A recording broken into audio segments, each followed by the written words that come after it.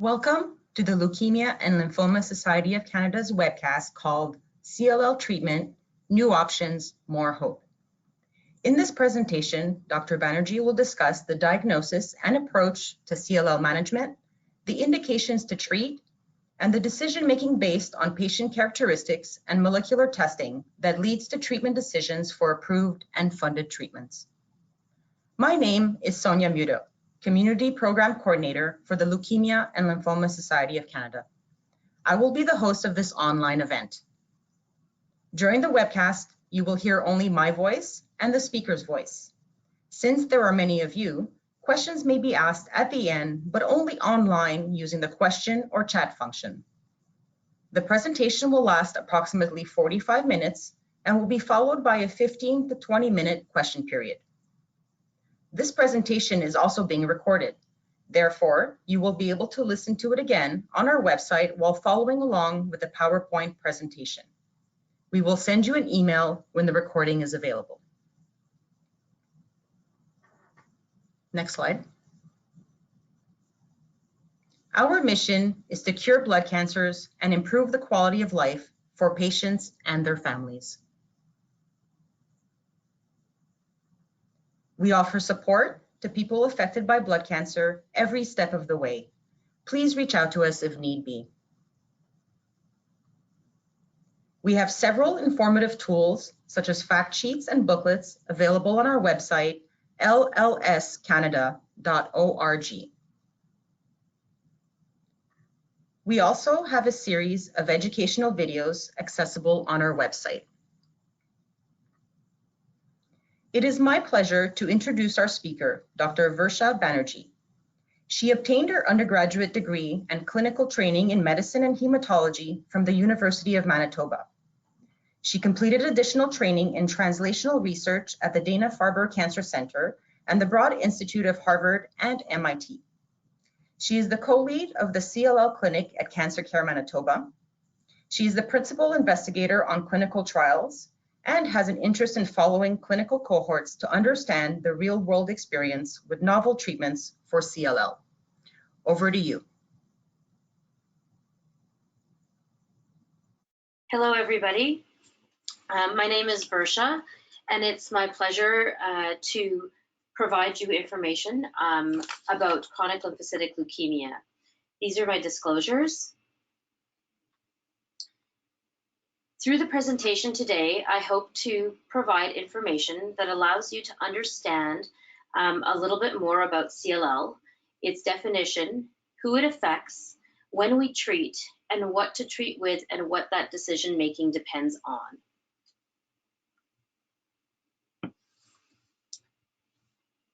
What I'd like to say is that there's been a lot of advancements within the diagnosis treatment of CLL, and the building here represents the Canadian Museum of Human Rights, and that tower represents what we call the Tower of Hope.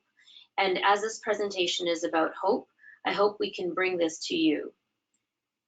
And after a 29-year drought, me as a big Bomber fan, we have brought home the cup, which is a sign of hope for us, and hopefully for many of you as to what we can do when we all work together.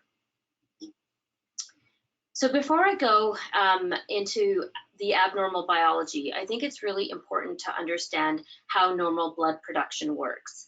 And what I have for you here is a schema of how blood is produced.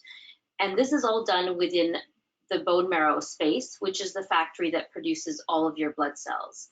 It starts with a single cell that has the ability, with certain growth signals, to develop into blood cells that lead to your red blood cells, your platelets, and your neutrophils, which are commonly affected by some of the treatments, as well as the disease. The other group of cells is the ones we're most interested in, and they're the ones that develop into the lymphocytes, and specifically the B lymphocytes, which are the cells we're most interested in when we talk about CLL.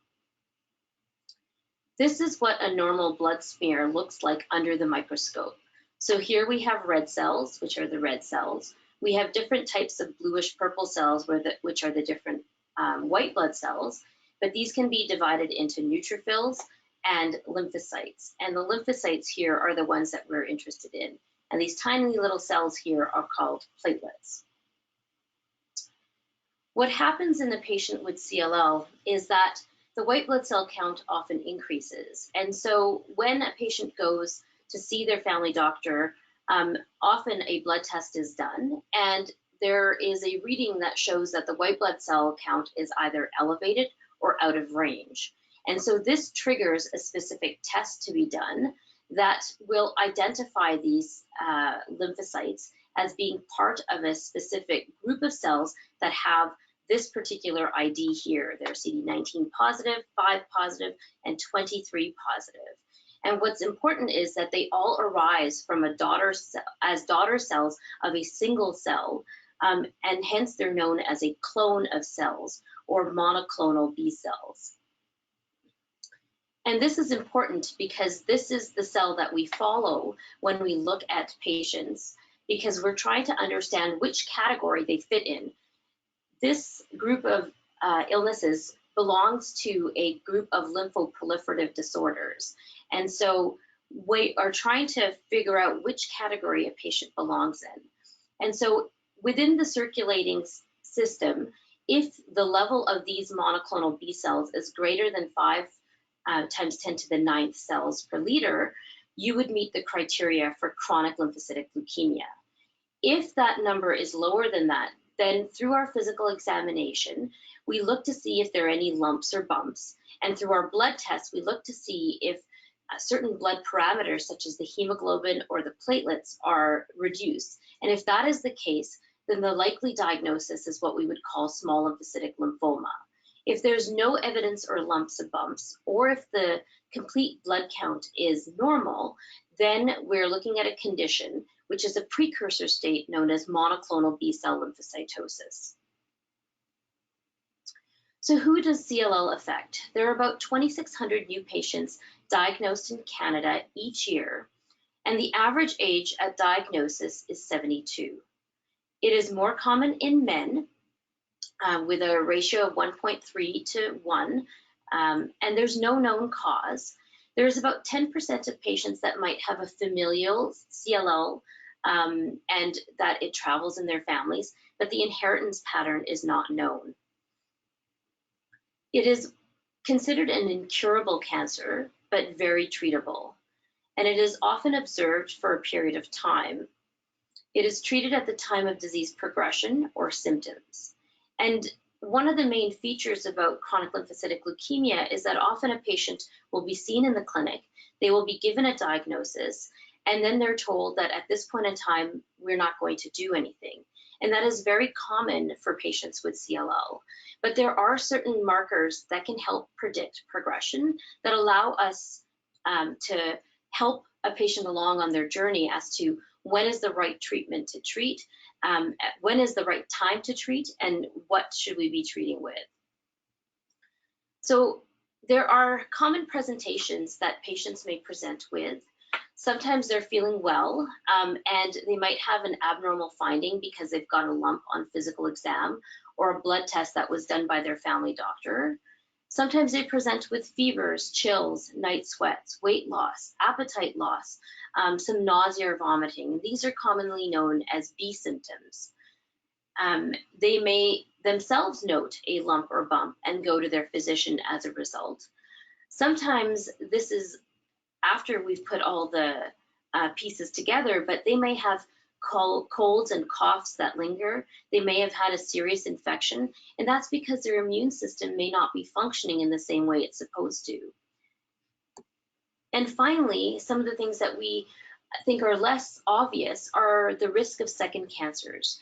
Chronic lymphocytic leukemia alters the immune system in ways that we still don't understand, but that alteration in the immune system can cause second cancers because the normal job of the immune system is to remove abnormal cancer cells from the body, and if that immune system isn't functioning properly, then you might develop another cancer. And when you're being worked up for that cancer, sometimes a skin biopsy or a biopsy of a lymph node reveals underlying small lymphocytic lymphoma or chronic lymphocytic leukemia.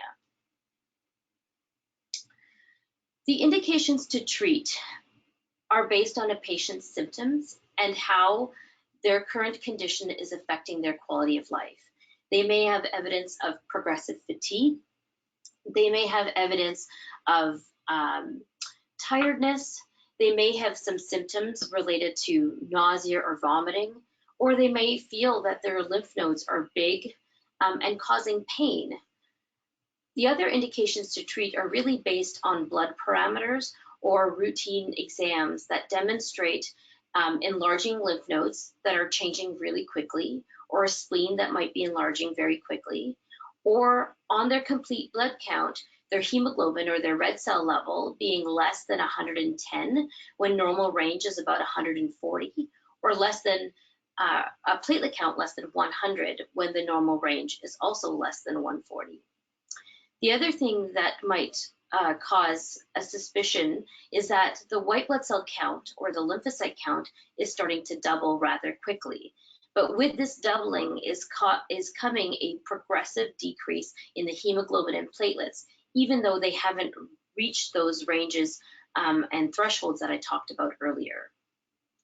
The other thing that we become concerned about is that the CLL may be quite active if a patient is having recurrent severe infections. And as a result, we need to reset the immune system so they're not susceptible to these infections over and over again.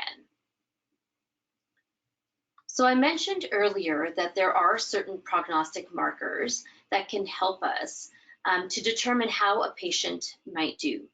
These include RISE stage, which is the typical staging system for CLL. It's a 5-point scale in which the RISE stage 0 patient has circulating lymphocytes. At stage 1, a physician or a practitioner can feel lymph nodes. At stage 2, their spleen is palpable. And at stage 3 is when the hemoglobin is less than 110, and the platelet count is stage 4 with a platelet count less than 100. The advanced age is also a feature that we look at. The older you are, the more likely you are to have a rapidly progressive course. Male sex is an adverse prognostic marker, and as we talked about, a rapid lymphocyte doubling time is also an adverse prognostic marker. There are certain things that we can measure when the time is right that help us to predict how a patient can do. And these are based on cytogenetic abnormalities or mutations in certain genes. And the ones that are most important are the 17p deletion and the unmutated IGVH status. And I'll go into some more detail in the next couple of slides. From a lab perspective, the CD38 and ZAP70 expression are something studied, but not clinically applicable. The beta-2 microglobulin, however, is quite applicable, and as long as your kidneys are working properly, if that level is elevated, it suggests a higher burden of disease, and if it increases over time, it does suggest that the disease is progressing. The other things that are very helpful to us are how your kidneys are functioning, because a lot of the times the treatments we use require your kidneys to be working effectively. If they're not, we may not be able to give you the best treatment possible, and therefore that decreases a patient's outcome. In some literature, there is evidence that if your vitamin D is low, you're more likely to progress. And so it's one of the things that is recommended standard across Canada, that vitamin D levels should be replaced without testing. It is something that is easy to do. So one of the tests that I'd like to talk briefly about is called fluorescence in situ hybridization. And it allows us to measure genetic material. So every cell has a nucleus, and within that nucleus are chromosomes.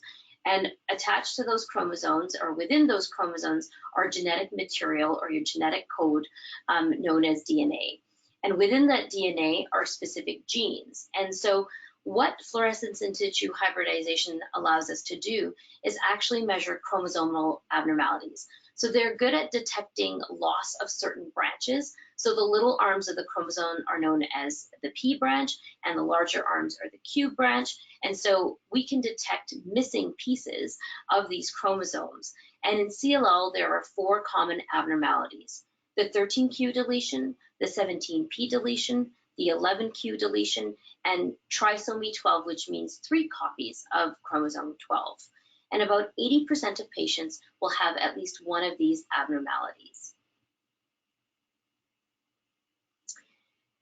The reason this is important is living on those chromosomes are certain important genes that can act as the accelerators and brake for cancer progression or cell survival.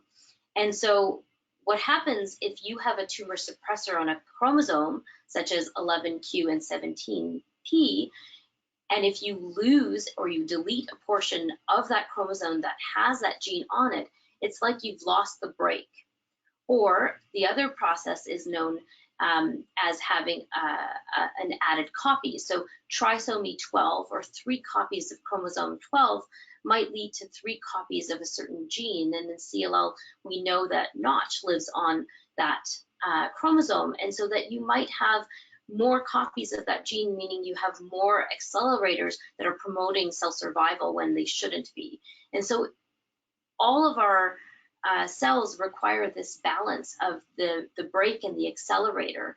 And so when you lose parts of these chromosomes, you might be losing brakes that might be important for chemotherapy to work, but also for how quickly your disease can progress.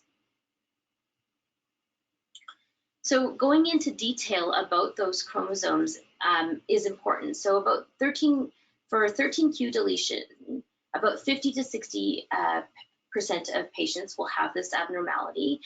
And for the most part, it's been considered a good prognosis marker. However, now there's more information that this abnormality might lead to an increase in BCL2 expression. And this is important because BCL2 is an anti-death signal. Every normal cell should have a timed life cycle. And after a certain number of days, and in lymphocytes it's 7 to 10 days, the cell should die. But a CLL cell has lost this, and some of this is because of an increase in BCL2. The other abnormality that is common is the 11q deletion, and on 11q lies a tumor suppressor gene known as ATM.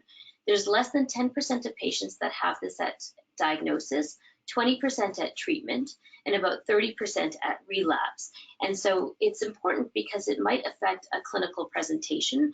Often these patients have very large lymph nodes, and there are certain medications that are coming down the pipeline that might be available in the future to help improve the situation so that patients with this abnormality respond better to treatments.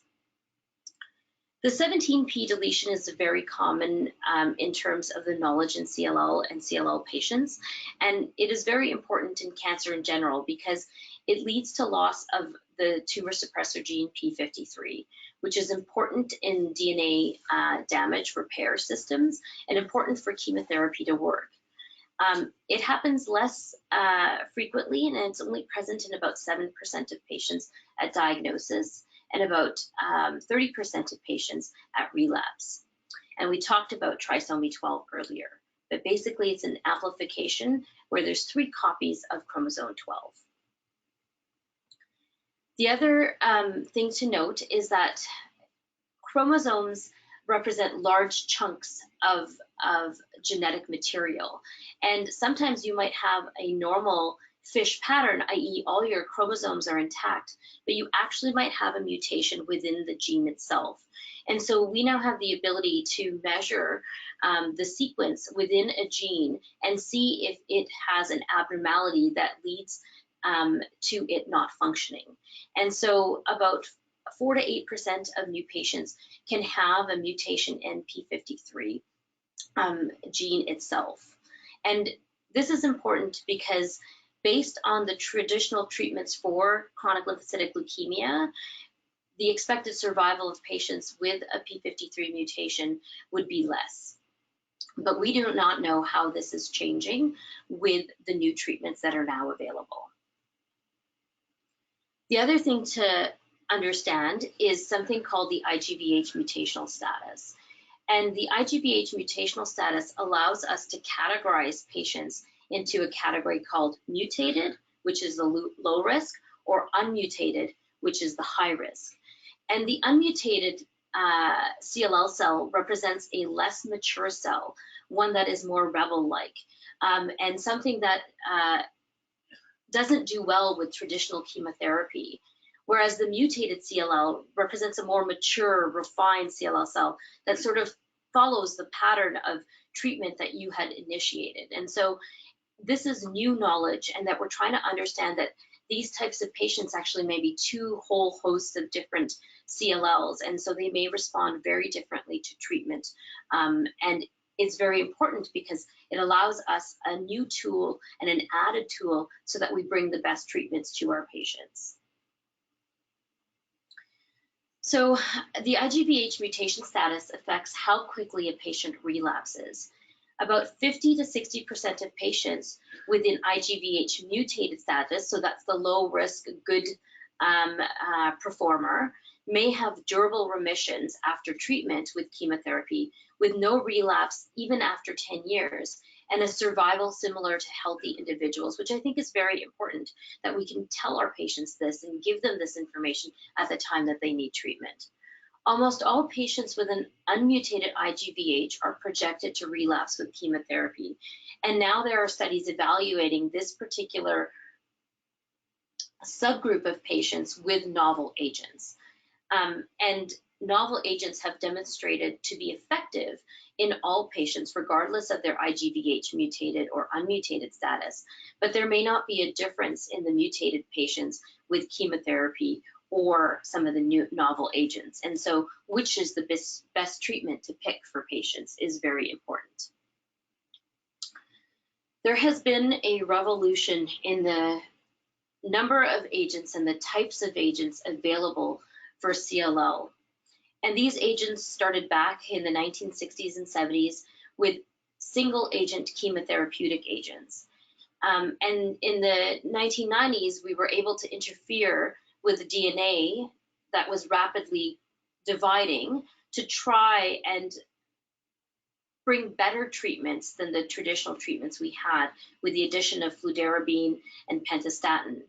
Then we started thinking, well, why are we only using one drug?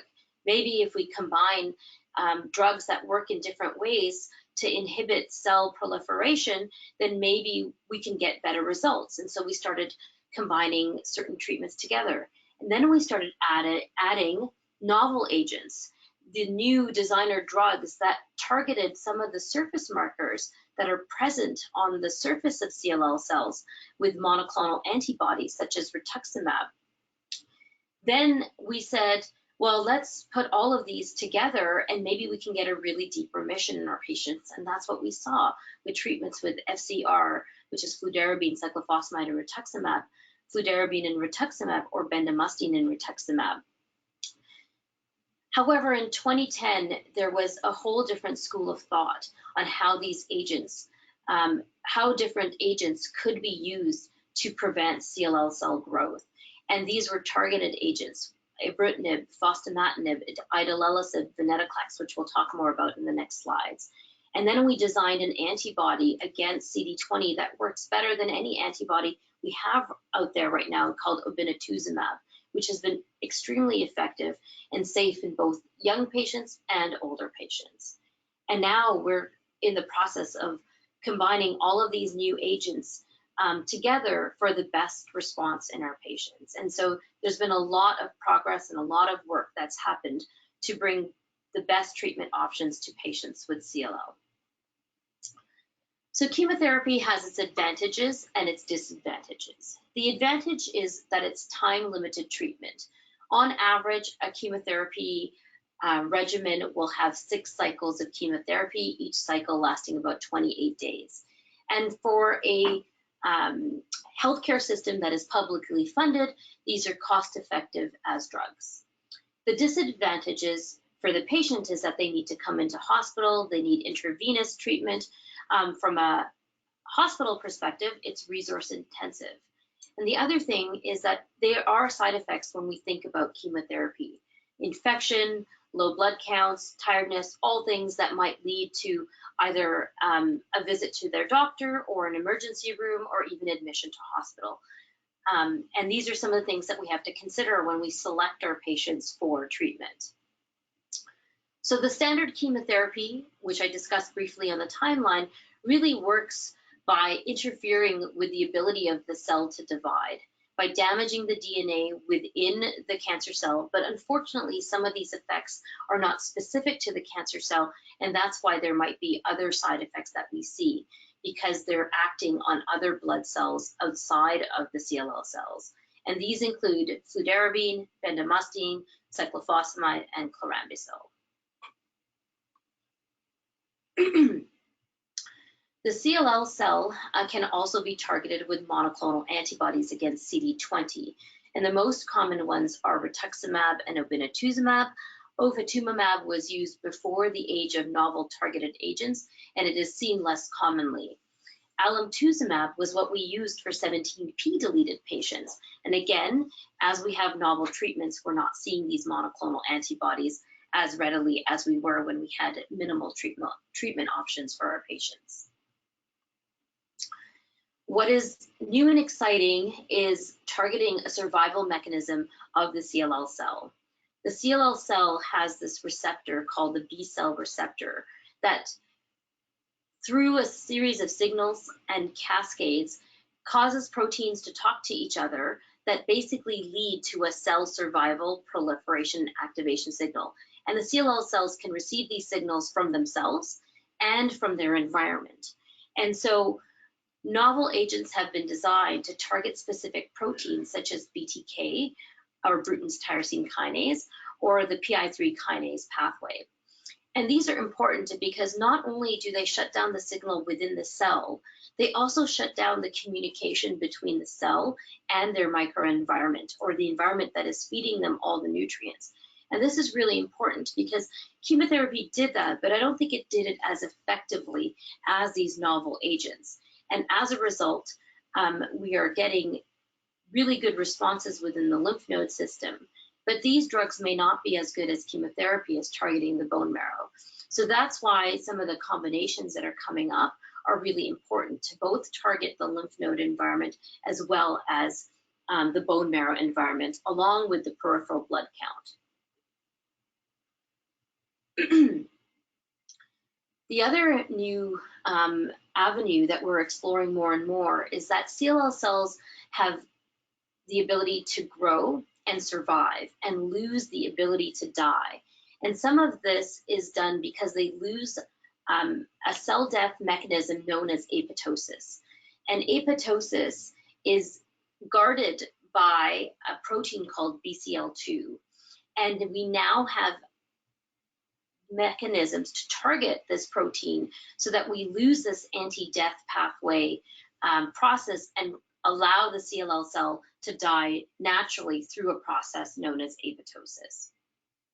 And this is done by venetoclax. So what are the factors that influence our treatment decisions?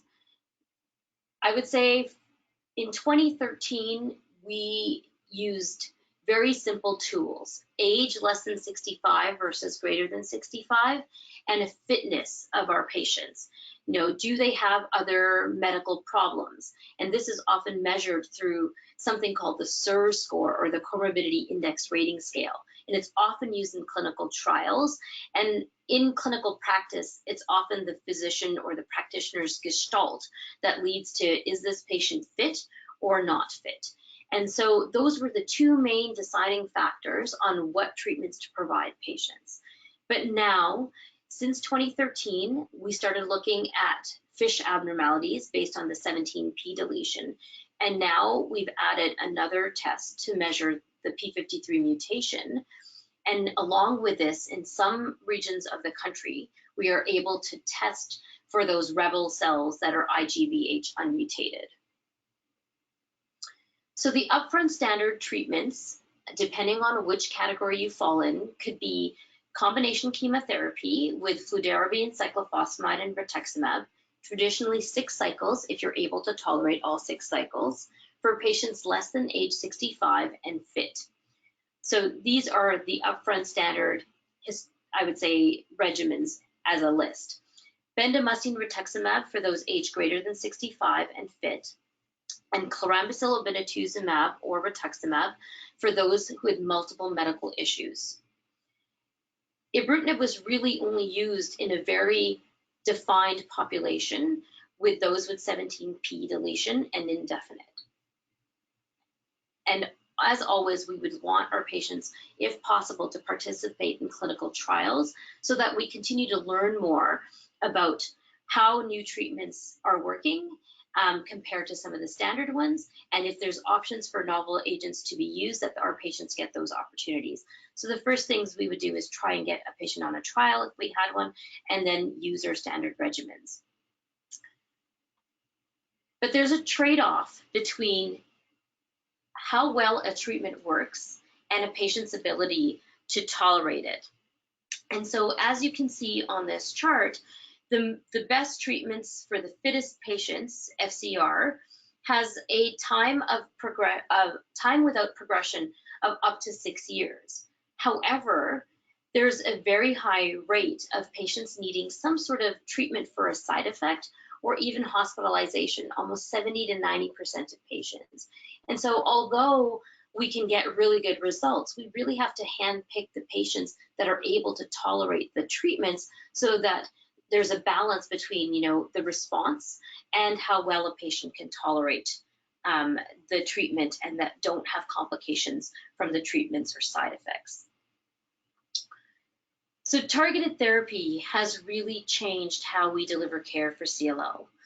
In the past, patients were treated with chemo 6 cycles. If they relapsed, when it was time to treat again, they would receive another cycle of chemotherapy.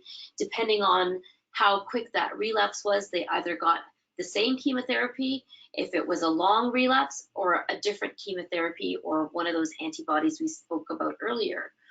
But now with the advent of targeted therapy, we have much more to offer our patients in the relapse setting, but also in the frontline setting recently.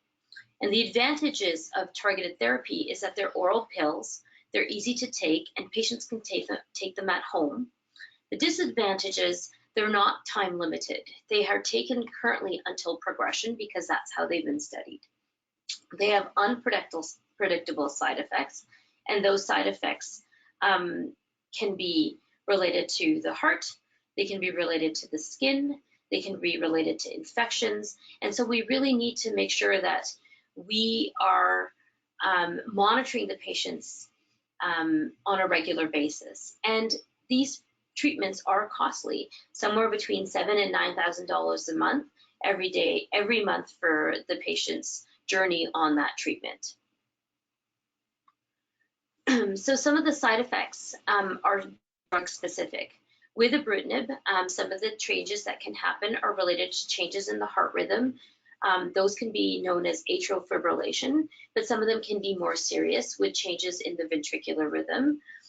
And so it's important that they're monitored and that patients bring up any side effects that they're experiencing. The other side effects are related to bleeding, skin and nail changes. Patients can start to get swelling and retain fluid. It can also cause high blood pressure, and it's known to cause infections. With the anti-death drug or venetoclax, the BCL2 inhibitor, tumor lysis is the biggest concern, and that happens when you start the treatment because it's so good at breaking down those cancer cells. The cancer cells can leach into your blood system certain minerals and proteins that can cause electrical abnormalities or cause damage to the kidneys. And so that's why when patients are put on this medication, they're either admitted to hospital or monitored in a very close setting. And so they each have their advantages and disadvantages, but long-term, the patients who, once they have finished this sort of ramp-up phase with the venetoclax, they can go on to a maintenance dose, and we see very few complications or even complications in the ramp-up, except for the inconvenience of coming in for lots of blood work. So as I mentioned, CLL treatment schema over time has changed very rapidly. Between 2010 and 2013, basically chemotherapy was the mainstay, and then we would look at antibodies being added if patients failed their standard treatment. From 2014 to 2017, basically the BTK inhibitor ibrutinib became available for patients who were 17p deleted or relapsed after chemotherapy. Now in 2018, we are looking at patients very differently. We're entering an era which I believe is akin to the personalized medicine in other tumor types, where we are looking at a patient's genetic makeup and their fitness to undergo treatment that is best for them. And so in those patients who are IGVH mutated and chemo eligible, they would receive chemotherapy, because we know that those patients don't do any differently on ibrutinib, and they don't have to be on treatment for 6 months, for more than 6 months.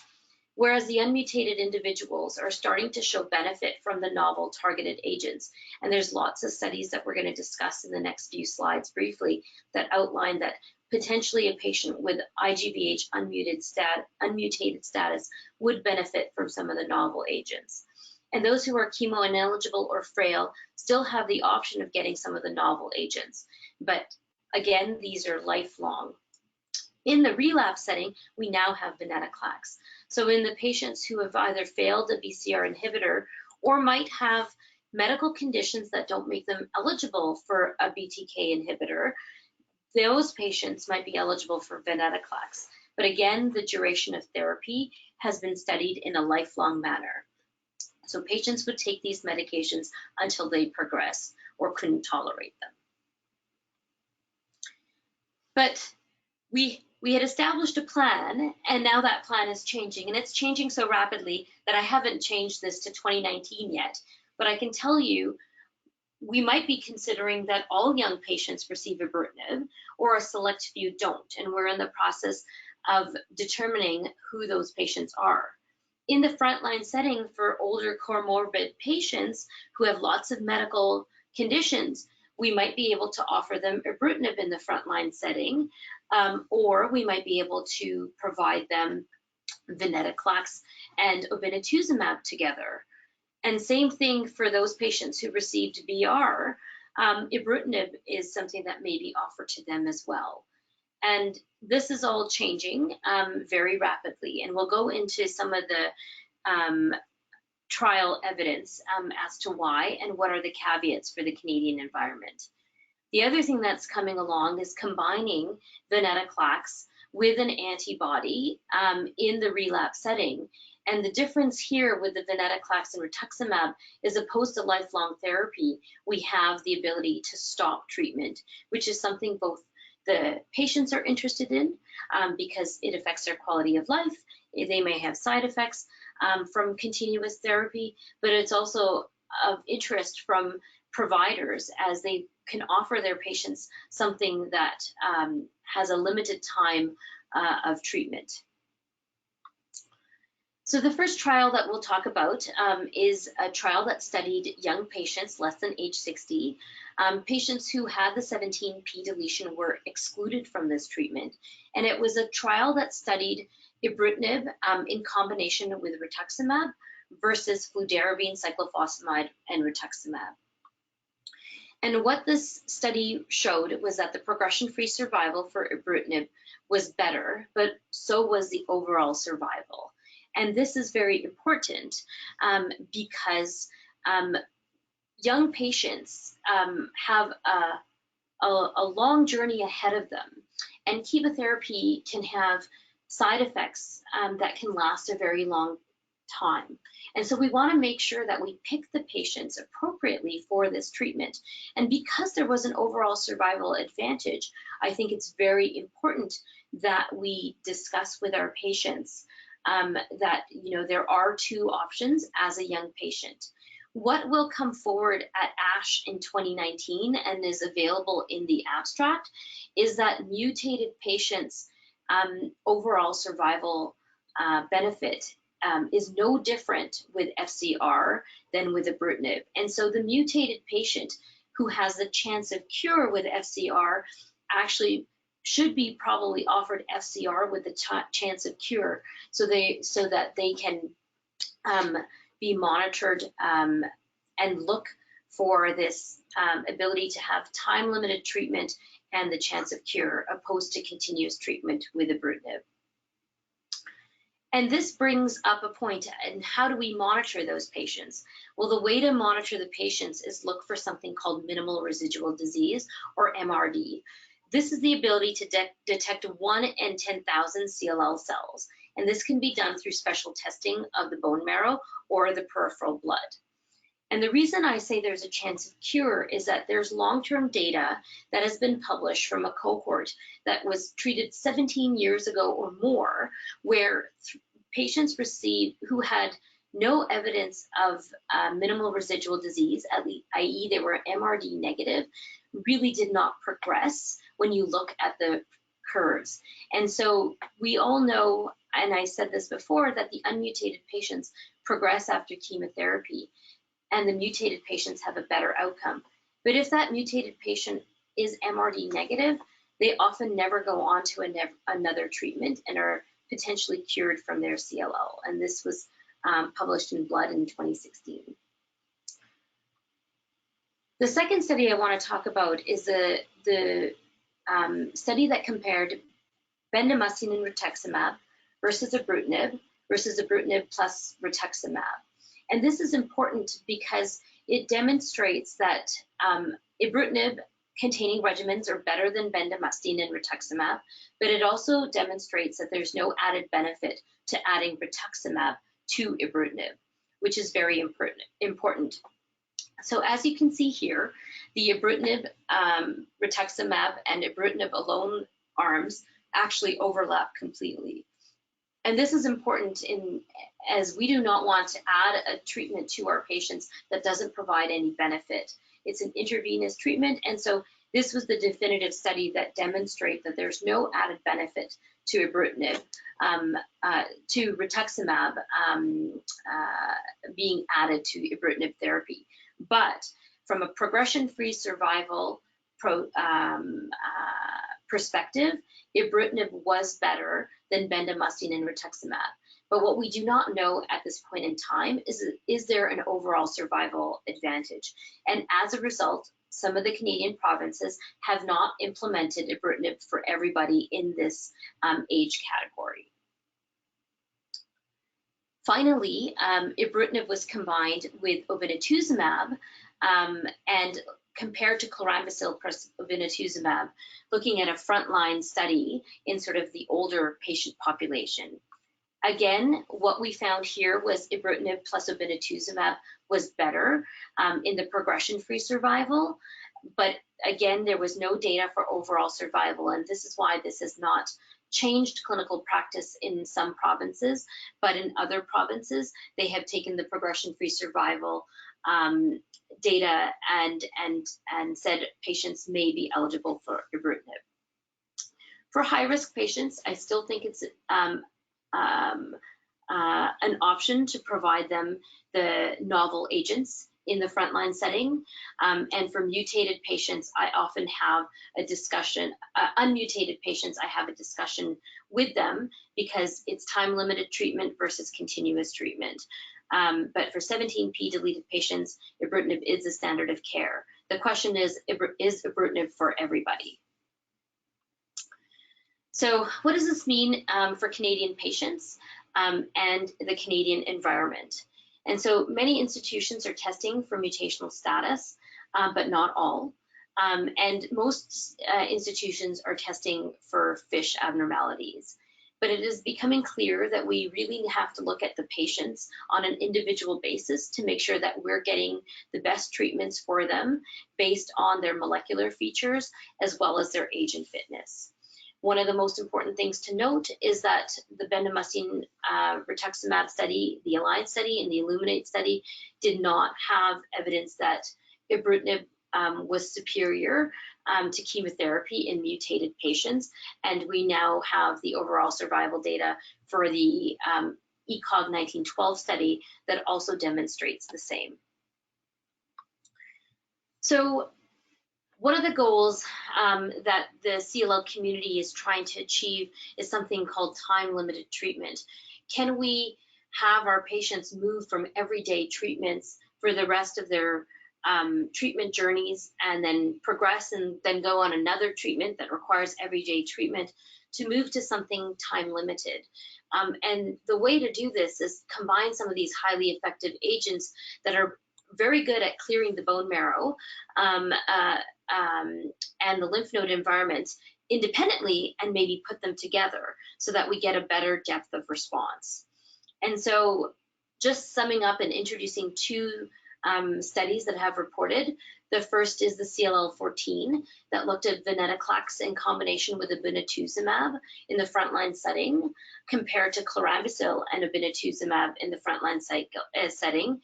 The difference in this is that it's 12 months of therapy, and opposed to the traditional chlorambucil obinutuzumab treatment that we usually give, which is 6 months, the obinutuzumab was only 6 cycles or 6 months, but the chlorambucil is actually continued for 12 months. So that's a little bit different, but the overall treatment period would only be 12 months. And what we found here was that the venetoclax and obinutuzumab arm had a better progression-free survival compared to the chlorambucil obinutuzumab arm. Finally, in the relapse refractory setting, we have a study that compared chemotherapy, bendamustine and rituximab for 6 cycles, to venetoclax and rituximab, where the rituximab was given for 6 cycles, and then venetoclax was continued for up to 2 years. And so this is important because it's the first time in the era of novel agents where there was time-limited therapy available. And the reason this is important is as patients are on treatments for a longer period of time, there is a longer opportunity for them to develop side effects. And those side effects can be quality of life limiting. And so we're looking for ways for patients to get the best response possible and be off treatment or on treatment for as short a period of time as possible. And so the Murano study had initially reported a 24-month follow-up, but at IWCLL this year, they actually reported a 48-month follow-up. And the reason this is important is treatment ended at 24 months. And at that time, when they reported the initial data, the separation between the curves was not that impressive because treatment continued for up to 24 months with the venetoclax. So you had one arm that stopped treatment at 12 months and another arm that, at 6 months, and another arm that stopped treatment at 24 months. But we now have an updated cut of data at 24 months after the venetoclax discontinuation, and we can still see here that patients are doing really well after discontinuation of therapy. And this is overall survival. And so this regimen will be most likely funded and approved in the near future. So very exciting. So what does the future hold for us? Combinations of therapy are being tested. So some of these novel agents are being combined in the frontline setting with either venetoclax or they're being combined with antibodies, as we saw. And then we're looking at potentially FCR being combined with ibrutinib or other agents. The other thing that are being developed are second-generation BTK inhibitors, which allow for agents that might have different side effect profiles. But the questions being asked today are, what are the durations of therapy? What is the depth of response by minimal residual disease? Is there a way to reduce toxicity? And in the public system, is there a way to reduce costs? So much has changed, and we've had so much progress, so many options, and more hope for our patients. And with that, I'd like to thank you and open the floor to questions. Thank you so much, Dr. Banerjee, for shedding some light on CLL diagnosis and treatment. That was really interesting. So we will now take some general questions. So please remember to use the questions or chat functions to do so. We already have quite a few questions that came in at the meantime, but please do not be shy to send in some questions. So in the beginning, you spoke about typical secondary cancers that could form. So what are some of those typical secondary cancers that can form? So the most common secondary cancer that occurs in CLL are skin cancers, and those can be basal cell carcinoma or squamous cell carcinoma and melanoma. But the most frequent and common ones that we see are basal cell, followed by squamous, and then malignant melanoma. The rest of the cancers are actually based on age and gender. So with women and men, it's prostate and breast, and then lung and GI. And so colon cancer and lung cancers would be second to the sex-related cancers. And so we recommend that CLL patients stick to their recommended cancer screening. So women should have breast examination and mammograms and pap smears, and men should have their prostate checked by digital rectal examination.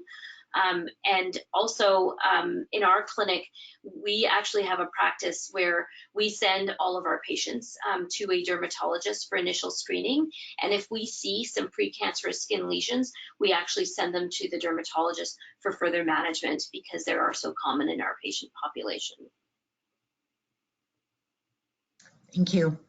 Next question, what nutrients are required to maintain healthy bone marrow and healthy cells internally? So the basic general nutrition as a balanced diet is important, but some of the key features that are important in making blood are iron and B12. This doesn't mean you go out and buy iron and B12, but you should be extracting these nutrients from your diet, and unless your hemoglobin starts to drop, what we do often is make sure that there's no nutritional anemias, is what we call them. So either an iron deficiency or a B12 deficiency. The most common cause of iron deficiency in premenopausal women is menstruation. In postmenopausal women, it's abnormal uterine bleeding. And in men and women who don't have any of those issues, it could be either use of an antacid that has blocked iron absorption from their diet, or iron being lost through blood loss from other sources, whether it's through the bladder or the bowel tract.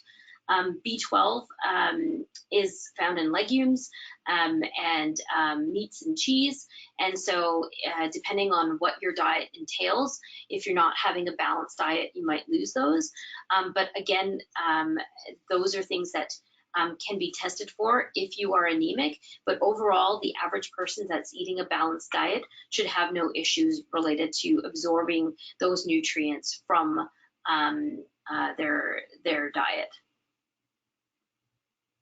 Thank you. Another question related to vitamins. At one point you mentioned vitamin D. So should someone be taking vitamin D regularly? So there was a Mayo Clinic study that looked at the overall survival and progression-free survival of patients who had vitamin D deficiency and a diagnosis of CLL. And they looked at patients in Jacksonville, Florida, in Arizona, and Rochester, Minnesota. And so they had two areas where there's tons of sunlight, and they had one area that wasn't. And what they found was that it didn't matter if a patient was geographically located in a sunny spot. Those patients who had low vitamin D levels tended to have a progression that was faster than their counterparts that didn't. So it wasn't just related to climate and temperature or sun exposure. And so in general, in our clinic, we do recommend our patients take 2,000 units of vitamin D daily. It is something that if you can afford, we suggest. If you have reasons why you shouldn't be taking vitamin D, so either your calcium's too high or you have kidney function problems, then we suggest that you don't do anything. And unless you've been proven to be vitamin D deficient for other causes, either fractures or things like that, then we would recommend vitamin D supplementation. But overall, we do recommend our patients to take vitamin D.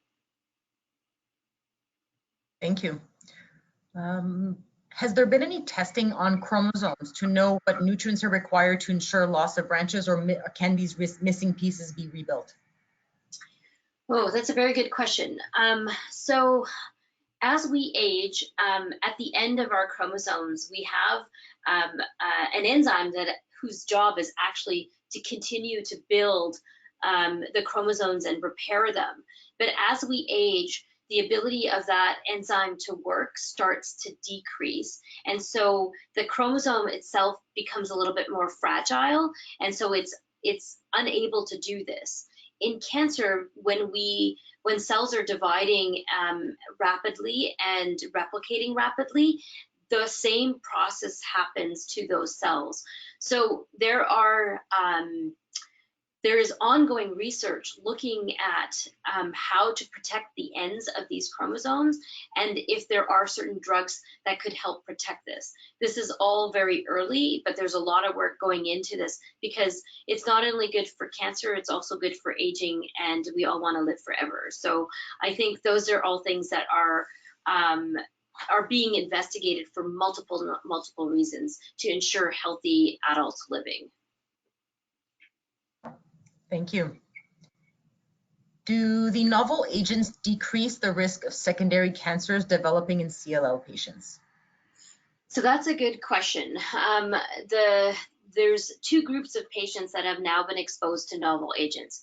The first group has already had chemotherapy, and those patients are always at an increased risk of second cancers from the chemotherapy itself and the CLL. So it's hard to parse out whether the novel agents are contributing to that risk in that patient population. The second group of patients are those patients who've never seen chemotherapy. And the reality of the situation is that the follow-up on those patients is still short. So I don't know whether it's CLL-related cancers that they're developing because of the immune dysfunction, or is it because of the novel agents. The idea is that some of these novel agents can remodel the immune system, and so that remodeling might actually reverse the risk of infections and also reverse potentially the ability to form second cancers, but only time will tell. Thank you.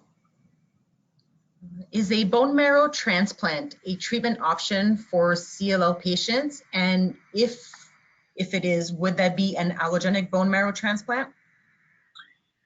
So I will caveat this statement by saying that because of the novel treatments that are now available, the role of bone marrow transplant has become less. So going back to 2010, in Manitoba, the most transplants we would do for bone marrow transplants were for CLL. And these were high-risk patients that had progressed on chemotherapy that had no other options. And the transplant, because of the hereditary component,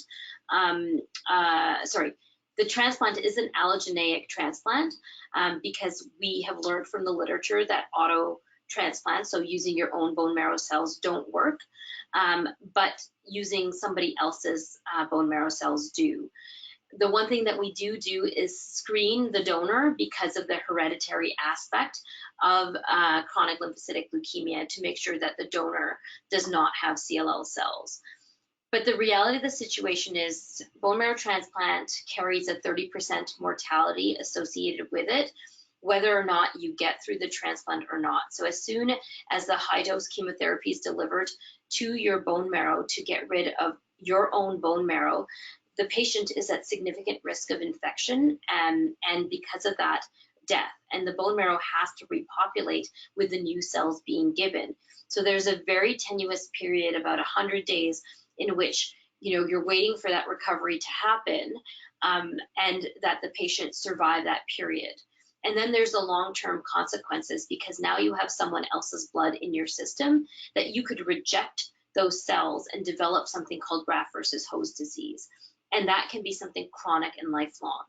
It is definitely a chance of cure at CLL, but when you compare that risk with a pill that can be given after chemotherapy if you progress, or in the frontline setting, then we have to balance the risks and the benefits and talk to every patient as to what their choices are, because patients are now having benefits of 7 to 10 years on some of these novel agents. So let's say they're 64 and the transplant eligibility criteria is somewhere between 65 and 70, and you are on a novel agent and your remission on that novel agent is 7 years. and you don't have any high-risk features, then you might escape the window of when transplant is actually going to be offered, and then you still have another agent such as venetoclax to receive. So you could still have many years on treatment. If you're a patient who has received and pushed through novel agents and you are transplant eligible, then a patient would be offered transplant. So it's definitely an option. It's just where, and in my slides, if you go back and visit them, bone marrow transplant has question marks beside it. And the reason it has question marks beside it is because at this point in time, it would probably be reserved for a young patient who has basically very aggressive disease and has not been able to have control with some of these novel agents. Thank you. Thank you. Another question here is, can you please comment on a fib in ibrutinib, and at what point would you consider stopping treatment? So what are the signs and symptoms that a nurse should be monitoring for? So atrial fibrillation is a side effect that in the clinical trials was reported at about 5%, but in the real world approaches close to 20% of patients. The issue is that you have a group of patients who are on ibrutinib who themselves are at a 10% risk per decade of life lived to develop atrial fibrillation. So in my clinical practice, what I do is I do an EKG at baseline. I ask the patients if they have an irregular heart rhythm. And so I looked at baseline, do they have atrial fibrillation? Now, it depends on what the response and tolerability is and the severity of the atrial fibrillation that happens. So we've had a gentleman who ended up having a clot related to the atrial fibrillation, and we've had people who've had asymptomatic atrial fibrillation. In someone who's asymptomatic, the literature suggests that you manage these patients on ibrutinib therapy by using a non-warfarin-based anticoagulant if they're a candidate for anticoagulation, and rate control, especially if the disease is well controlled. In someone who's had, I think, a second effect, like a clot or a stroke or something like that, sometimes the atrial fibrillation may reverse if it's purely drug related, but in most part it doesn't. So if the treatment is effective, I would have the discussion with the patient whether they would want to stay on this medication or they would want to change. In an era, you know, even as early as 3 years ago, we didn't have the ability to change. So a lot of us have learned to manage the atrial fibrillation and keep the ibrutinib on board. Now, with a novel alternative, the question is that was that patient a good candidate for ibrutinib in the first place or not? And should they be moved to venetoclax? Or are the complications from this too difficult to manage with the anticoagulation rate control? Should we subject them to ibrutinib as well? Because ibrutinib itself has some bleeding properties, so the anticoagulation can get tricky. So it's I don't switch everybody if they have it, if they develop it, unless I'm having issues controlling the atrial fibrillation. I often manage the atrial fibrillation. But if a patient is at high risk of heart-related issues, so they've had a cardiac event in the last year, or they've had difficulties controlling the atrial fibrillation, then I might consider a different form of treatment in venetoclax. Some of the second generation BTK inhibitors are being studied. It is unclear whether they have different side effect profiles when it comes to the atrial fibrillation, but they may have other side effects that are more tolerable. So you might be able to move within class as well in the future. Thank you. Is CAR T cell therapy a viable treatment option for CLL patients? So CAR T therapy is definitely emerging. CLL was one of the initial diseases in which CAR T were studied and successful. The issue has been related to the manufacturing of the CAR Ts and the T cell dysfunction that is part of the CLL immune suppression. And so I think things are being researched and studied to try and optimize this, but you have to understand that the CLL itself damages the T cells and they don't work the same way. And so the efficacy of the CAR Ts in the CLL patients is not as good as we've seen in some of the other B-cell cancers that are being evaluated, such as lymphoma, diffuse large B-cell lymphoma. Thank you. What percentage of CLL diagnosed patients never need treatment and are just monitored?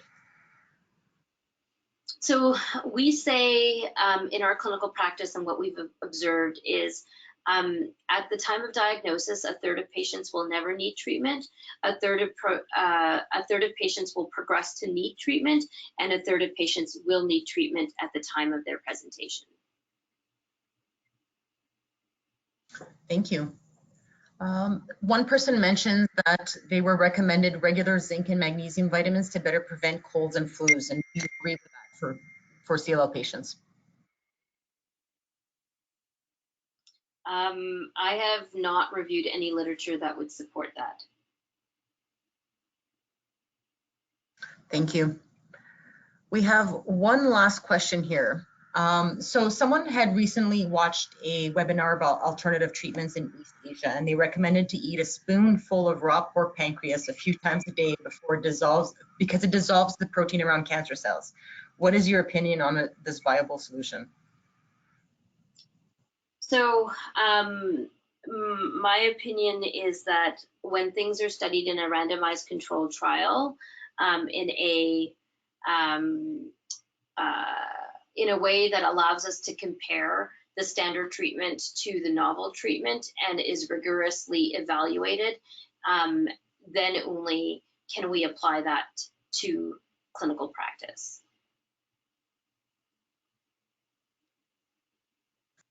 Excellent, thank you so much. So there are no new questions. So what I'd like to do is thank you very much, Dr. Banerji, for presenting with us today. I would also like to thank Janssen, who is our sponsor, for making today's webcast possible. Very much appreciated. Also, I would like to remind everyone to not hesitate to contact us if you need more information. Do you mind just changing the next slide?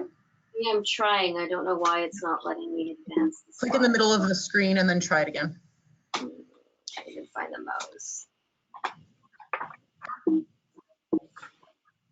Just want to make sure everyone can see our contact. Oh, there you go. Thank you. There we go. Sorry about that. There you go. So there's our sponsor, Janssen. Thank you so much for making this possible. And on the next slide, you'll find our contact information. So please, again, do not hesitate to contact us if you need more information. You can do so by email at canadainfo@lls.org. Also, make sure to check out our website regularly for the dates of our upcoming webcasts, or even just to watch all past webcasts. Please note that a short survey will be sent to all participants after this webcast. We would really greatly appreciate you taking a moment to fill it in, as it will help us to better offer you the most valuable information in the near future. So thank you very much to all our participants. Thank you so much, Dr. Banerji, and have a wonderful day, everyone. Thank you.